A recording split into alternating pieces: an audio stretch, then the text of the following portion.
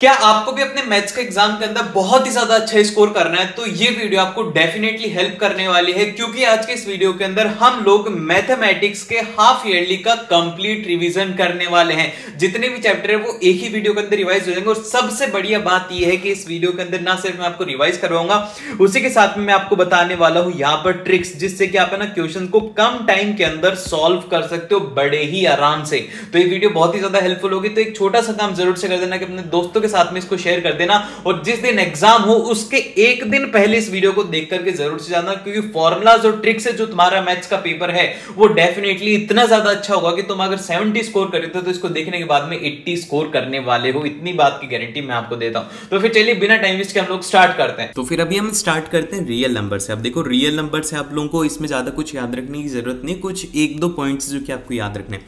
सबसे पहला पॉइंट तो ये है कि relation between LCM and the HCF for any two number, जो कि ए एंड बी कोई भी एक इंटीजर हो सकते हैं। तो आपको इसके लिए एक रिलेशन याद रखना है कि एचसीएफ इंटू एलसीएम उन दोनों नंबर का वो बराबर रहेगा उनके प्रोडक्ट के। तो ये इससे बेस्ट एक नंबर का क्वेश्चन आ सकता है, तो इसको थोड़ा ध्यान रखना है।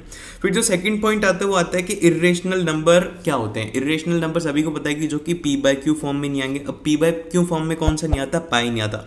अब आप बोलेंगे कि भैया पाई तो हम 22/7 लिखते, वो अप्रोक्सीमेट वैल्यू होती है, वो एग्जैक्ट वैल्यू पाई की नहीं होती। तो यहाँ पर पाई हो गया, √2 हो गया, √3 हो गया, जिनको कि पी बाय क्यू में नहीं रिप्रेजेंट करा जाता। अब जिनको पी बाय क्यू में रिप्रेजेंट कर सकते हैं तो वो नंबर हो जाते हैं रेशनल नंबर। वहां पर पी और क्यू क्या होते हैं? वो होते हैं को प्राइम नंबर। ठीक है, अब इसके एग्जांपल है जैसे कि 2 एक रैशनल नंबर है, 3/7 एक रैशनल नंबर है। इसी तरीके से करके पूरे पूरे रैशनल नंबर होते हैं। देन फिर इसके बाद में यहाँ पर ये जो पी बाय क्यू है ये रैशनल के केस में होगा। याद रखना कि जब रैशनल नंबर होगा जब ये वाला केस लगेगा कि अब पी बाय क्यू जो है इसके दो हो सकते हैं। सबसे पहला होता है कि वो एंड हो जाए, मतलब कि जो नंबर है जैसे कि यहाँ पर 0.25, मतलब यहाँ पर ये एंड हो गया, इसके बाद में नहीं चल रहा। और अगर वो नहीं एंड होता है जैसे कि नॉट कम्स टू एंड, तो इसको कहा जाता है नॉन टर्मिनेटिंग। मतलब टर्मिनेटिंग का मतलब होता है कि खत्म होना, क्या कि खत्म हो जाए। तो यहाँ पर नॉन टर्मिनेटिंग इसलिए क्योंकि 1/3 को जब आप सॉल्व करेंगे तो ऐसा कि 0.33, तो आप कितना भी लिखते जाओ, आप 10,003 लिख दो, ये खत्म नहीं होगा क्योंकि कंटिन्यूसली रिपीट कर रहा है। तो जो खत्म नहीं होता उसको नॉन टर्मिनेटिंग कहा जाता है। तो यहाँ पर इस तरीके से इसको रिप्रेजेंट करा जाता है 0.3 के ऊपर बार लगा के। ठीक है, ये छोटी छोटी बातें जो कि आपको ध्यान रखनी। फिर इसके बाद में जो अगले वाले आते हैं वो आते हैं हमारे पास में पॉलिनोमियल से रिलेटेड। अब देखो, पॉलिनोमियल में सबसे पहला जो आपको याद रखना है वो याद रखना है कि डिग्री ऑफ पॉलिनोमियल क्या होती है। देखो, डिग्री क्या होती है? सिंपल सा वो होता है कि highest power of x in P of x. अब जैसे कि पी ऑफ एक्स कुछ भी हो सकता है जो कि एक्स की टर्म्स में होगा, जिसके अंदर कि एक्स की हाईएस्ट पावर रहेगी वो रहेगी यहाँ पर इसकी डिग्री।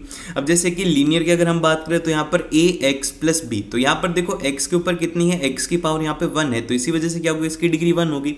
और क्वाड्रेटिक की अगर बात करें तो क्वाड्रेटिक के अंदर डिग्री 2 होती है। याद रखना कि डिग्री हमेशा हाईएस्ट होगी, हमेशा हाईएस्ट होती है। जैसे कि एग्जाम के अंदर क्वेश्चन ये आएगा कि 1/x + x² = 1, तो इसकी डिग्री क्या होगी? तो जब आप इसे सॉल्व करेंगे तो आपको इसकी डिग्री आनी चाहिए x³, मतलब इसकी डिग्री आनी चाहिए 3। अब ये कैसे आए ये मैं आप लोगों को एक बार थोड़ा सा एक्सप्लेन कर देता हूं, क्योंकि ये क्वेश्चन ऐसा एग्जाम में आने की काफी ज्यादा प्रोबेबिलिटी है। जैसे कि अभी भी मैंने लिखा कि 1/x प्लस ऑफ यहाँ पर x² और = मैंने क्या लिख दिया 1। अब इसके अंदर हमें निकालना है कि इसकी डिग्री क्या होगी। तो इसकी डिग्री किस तरीके से निकालेंगे? तो आपको क्या करना होगा कि सिंपल सा पूरे को सॉल्व करेंगे। जब आप इसे सॉल्व करेंगे तो एलसीएम लेंगे, नीचे x आएगा, यहाँ पर 1 प्लस यहाँ पे x³ हो जाएगा, = यहाँ पे 1 हो जाएगा। जब आप इसे सॉल्व करेंगे तो यहाँ पर बन जाएगा x³ - x + 1 = 0। तो ये क्या हो गया? यहाँ पर डिग्री जो हो गई वो होगी यहाँ पे 3। याद रखनी है ये बात आपको याद रखना जरूरी है।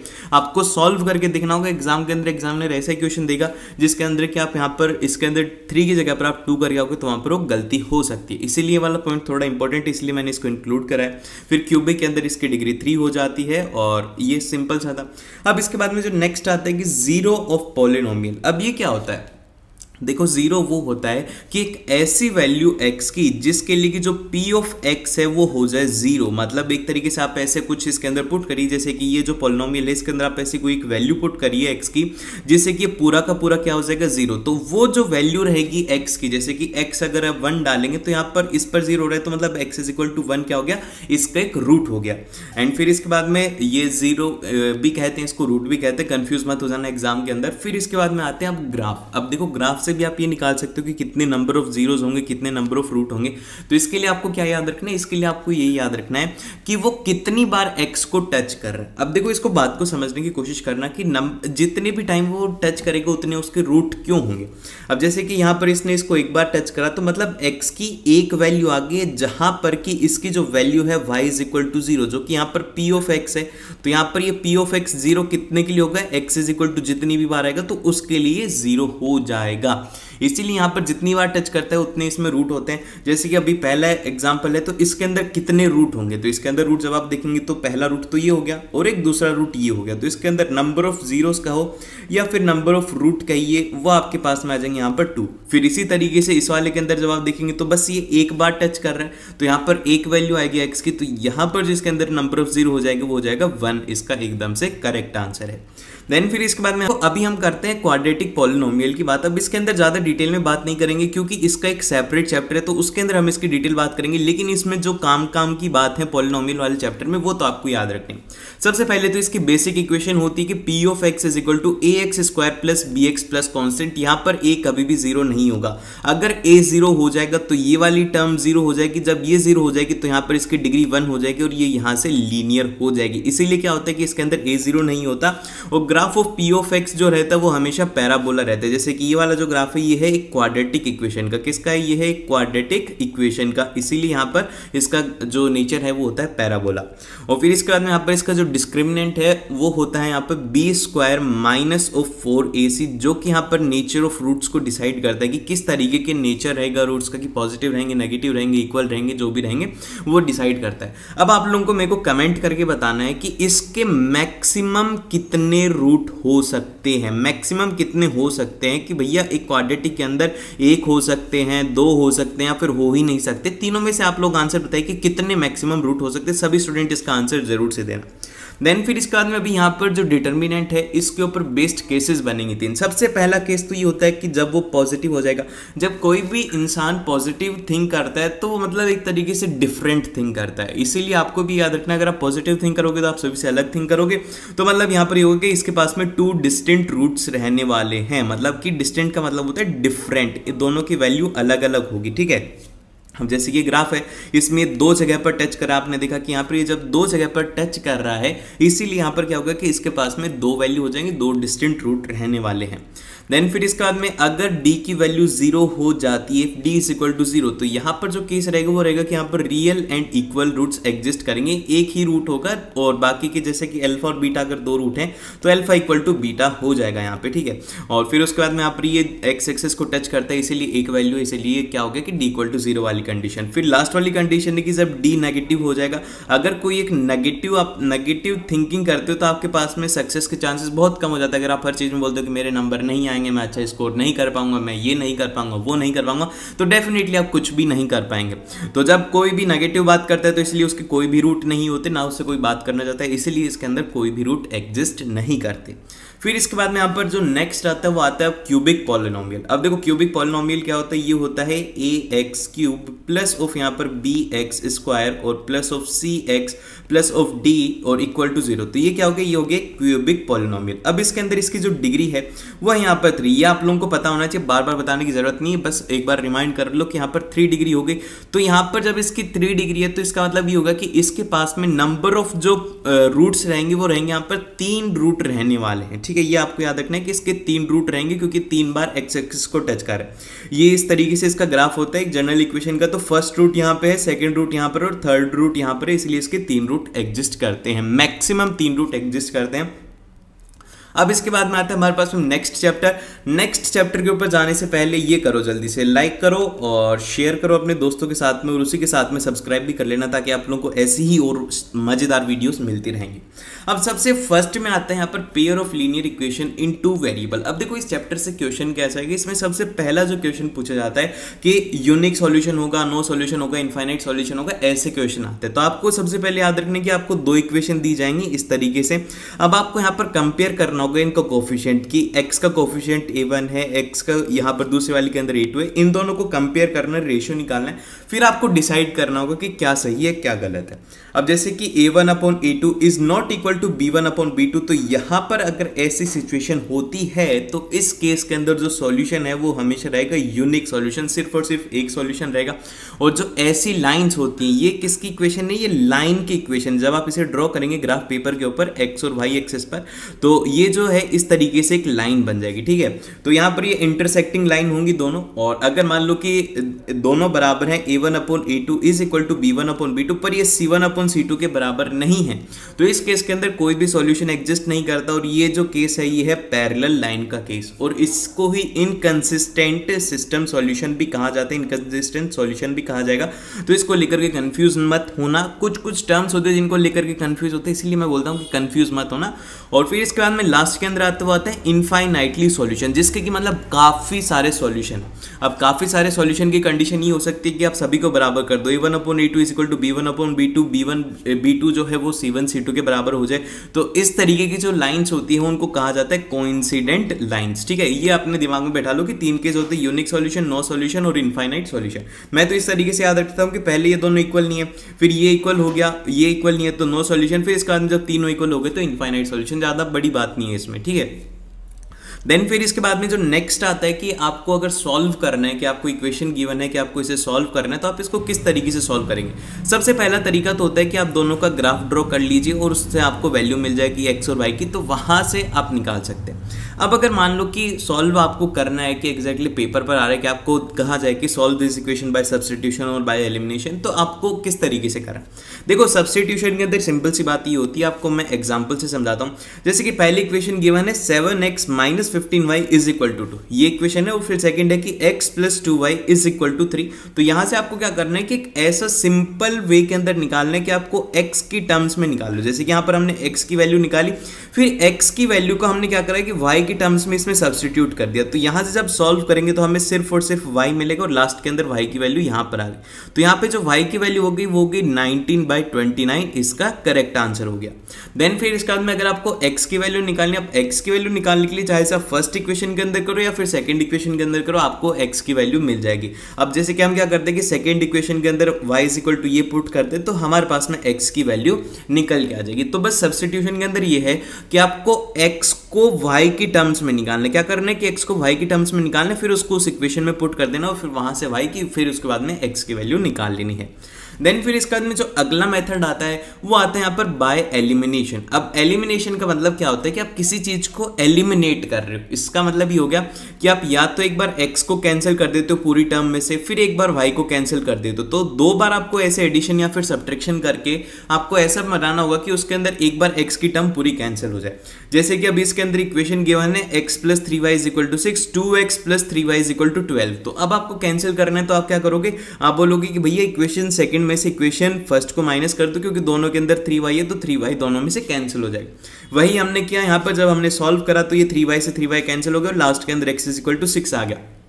अब ये जो x की वैल्यू आई है, अब चाहे से आप इसको इक्वेशन 1 में पुट करो या फिर इक्वेशन 2 के अंदर पुट करो, आपको सॉल्यूशन मिल जाएगा। तो हमने जब इसे सॉल्व करा तो यहाँ से y इज इक्वल टू 0 इसका आंसर हो गया, और लास्ट के अंदर हम बोल सकते हैं इसका जो सॉल्यूशन हो गया वो हो गया x इज इक्वल टू 6 और y इज इक्वल टू 0 इसका सॉल्यूशन है। इस तरीके से आपको सॉल्व करने होते हैं, ये दो मेथड होते हैं। अब इसके बाद में जो हमारा नेक्स्ट टॉपिक आता है वो आता है लाइंस। अब देखो लाइन से रिलेटेड एग्जाम के अंदर क्वेश्चन आएंगे, इसकी टर्म जो है वो थोड़ी अटपटी सी होंगी और उसी वजह से एग्जाम में क्वेश्चन गलत हो सकता है। अब देखो इसके अंदर सबसे फर्स्ट तो ये याद रखना कि हॉरिजॉन्टल जो होता है वो होती है एक्स एक्सिस। बस एक याद रखो, हॉरिजॉन्टल मतलब एक्स एक्सिस, मतलब लेटी हुई जो एक्सिस रहेगी उसको आपको एक्स एक्सिस कहना है, उसको एब्सिस कहा जाता है। और वाई एक्सिस वर्टिकल होती है और इसको ऑर्डिनेट कहा जाता है। देन फिर इसके बाद में इसके अंदर जो डिस्टेंस फॉर्मूला लगाना है, जैसे कि दो पॉइंट दिए हुए हैं आपको, एक x1, x2 और क्यों दिया हुआ है x2, y2। तो आपको इनके बीच का अगर डिस्टेंस निकालना है तो डिस्टेंस किस तरीके से निकालेंगे वो आपको निकालना होगा under root of x2 minus of x1 का whole square plus of y2 minus y1 का होल स्क्वायर। आपको इस तरीके से सॉल्व करना है और यहां से p क्योंकि डिस्टेंस आएगी कि इनके बीच में कितनी डिस्टेंस है।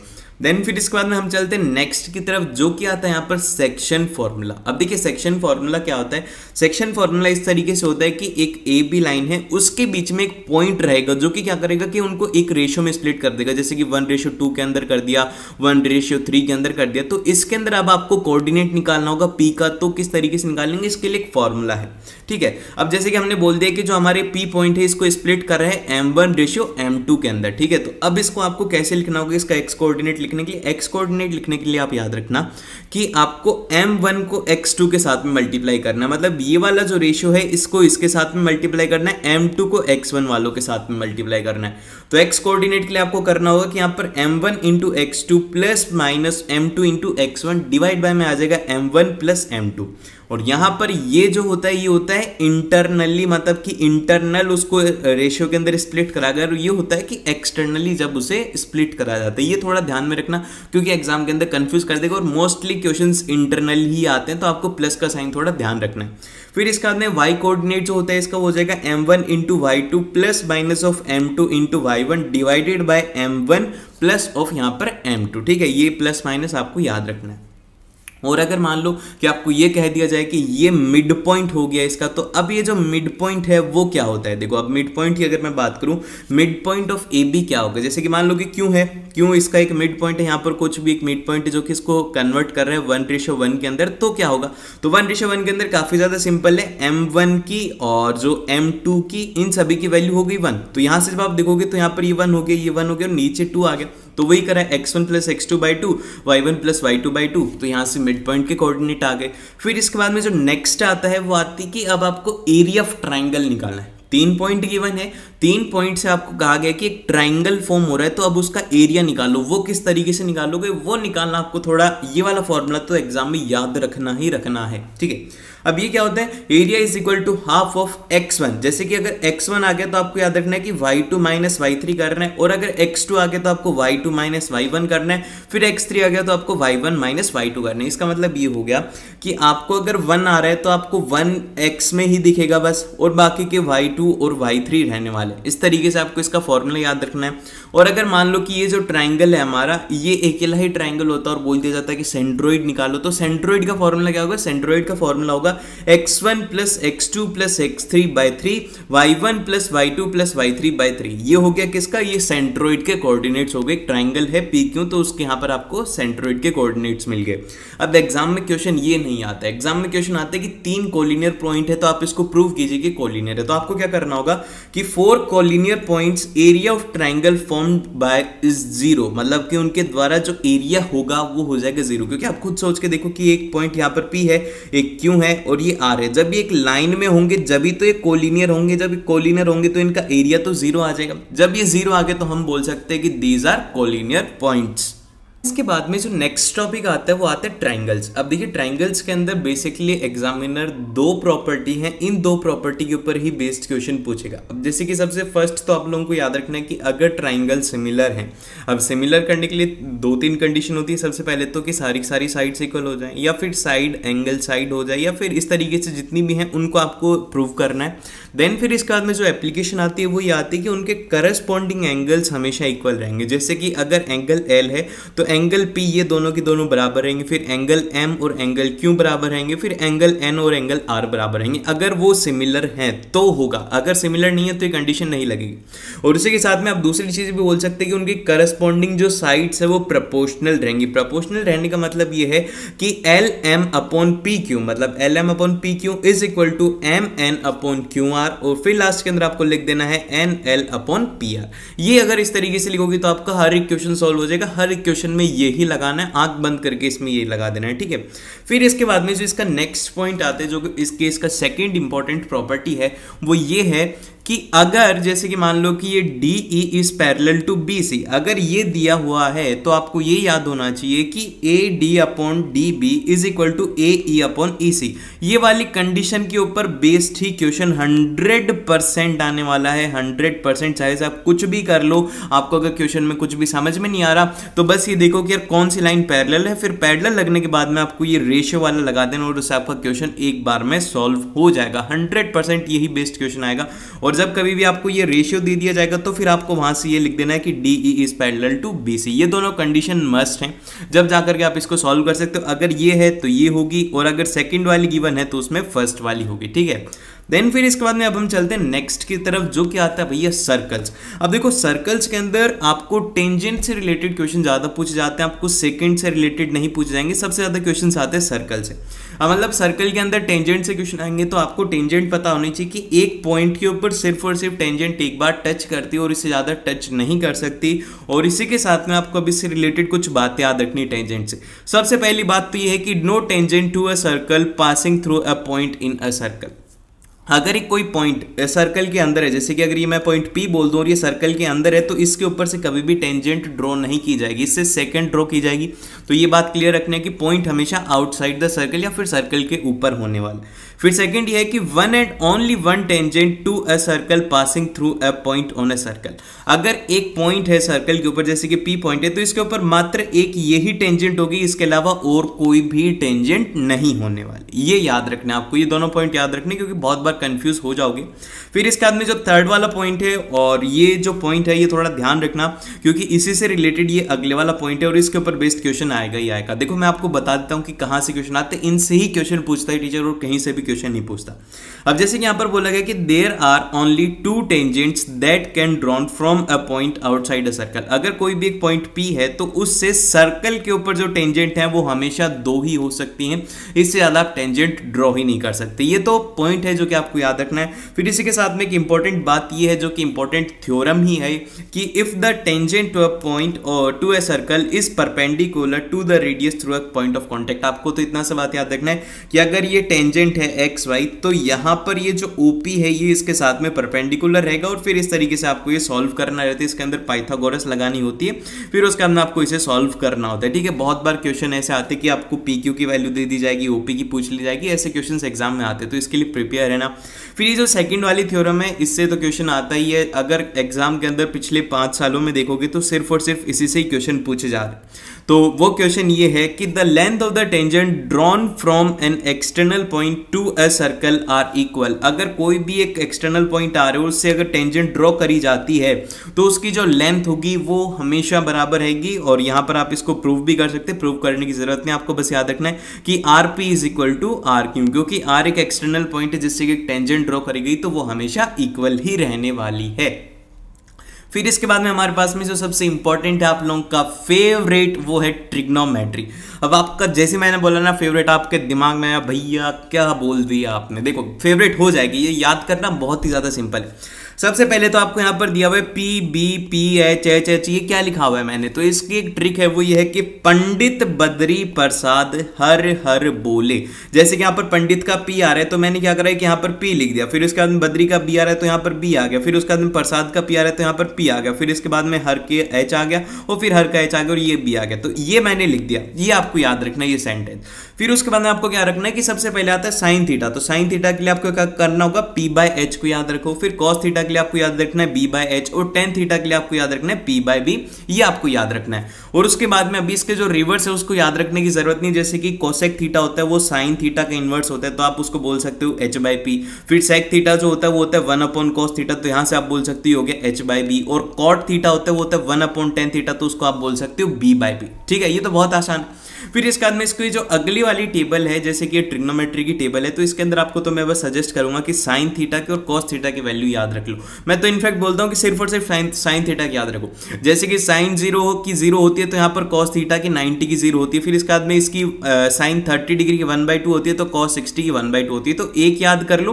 फिर इसकी रिवर्स में कॉस क्या आ जाएगी, फिर इन दोनों को डिवाइड करके टेन थीटा की ला सकते हो, जैसे कि साइन थीटा अपॉन में कॉस थीटा कर देना, उससे आपके पास में इसकी वैल्यू आ जाएगी, अगर याद नहीं है तो। अदरवाइज इसको याद भी कर सकते हो, काफी ज्यादा आसान है। और उसी के साथ में अब एक थ्योरम आती है, वो आती है पाइथागोरस थ्योरम, जो कि इसके अंदर आपको काफी ज्यादा काम में आएगी। वो ये है कि बेस का स्क्वायर प्लस परपेंडिकुलर का स्क्वायर जो रहेगा वो रहेगा हाइपोटेनियस के स्क्वायर के बराबर रहेगा। ये आपको याद रखना है, क्योंकि एग्जाम के अंदर क्वेश्चन यहीं से आएंगे।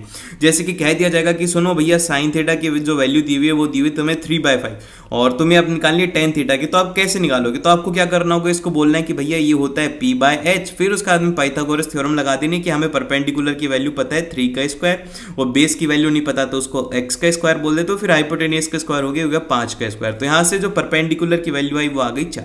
इस तरीके से आपको इसे सॉल्व करना है।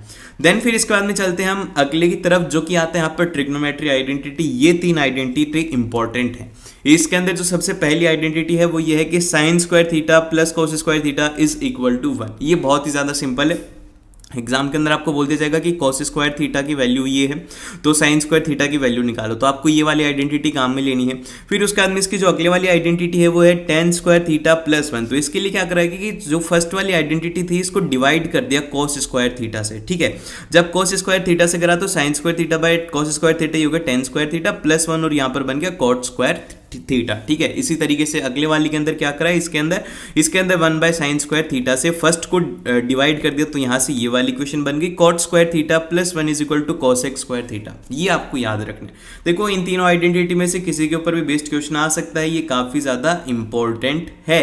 फिर इसके बाद में चलते हैं हम अगले की तरफ, जो कि आता है यहाँ पर प्रोबेबिलिटी। अब देखो प्रोबेबिलिटी का मात्र एक फॉर्मूला है, इसी के ऊपर ही बेस्ड क्वेश्चन आएगा। अब probability of happening any event जो होता है वो होता है कि number of favourable outcome divide by होता है total number of possible outcome. मतलब क्या हुआ भैया इसका, जैसे कि मान लो कि एक कॉइन है, ठीक है, कॉइन को जब आप टॉस करते हो, टॉस करने के बाद में क्या हो सकता है, टॉस करने के बाद में 2 पॉसिबिलिटी बनती है कि एक तो हेड आ जाएगा और दूसरा टेल आ जाएगा, ठीक है। अभी ये हो गया।